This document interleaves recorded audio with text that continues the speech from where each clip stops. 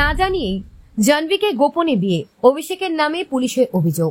বেশ কয়েক মাস ধরে চর্চার কেন্দ্রে জায়গা করে নিয়েছিলেন অভিনেতা অভিষেক বচ্চন ও অভিনেত্রী ঐশ্বর্য রাই বচ্চন। একে অন্যের থেকে এবার বিচ্ছেদই নাকি চাইছেন তারা, আর সেই খবরের জেরে তোলপাড় সিনে পাড়া।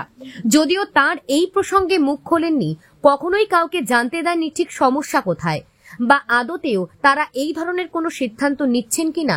তবে তাদের সম্পর্কের মাঝে ঝড় এই প্রথম নয়। বিয়ের আগে হোক কিংবা পরে বারবার পরীক্ষার মুখে পড়তে হয়েছে এই জুটিকে।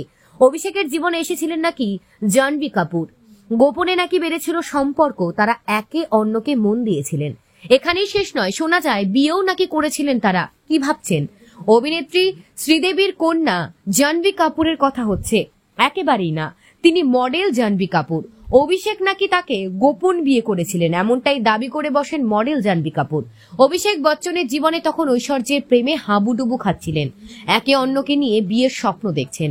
এমনই সময় প্রকাশ্যে হাজির অভিষেকের এই গোপন স্ত্রী। না, ঘটনার সত্যতা নিয়ে কোনোদিনই মুখ খুলতে চাননি অভিষেক বচ্চন।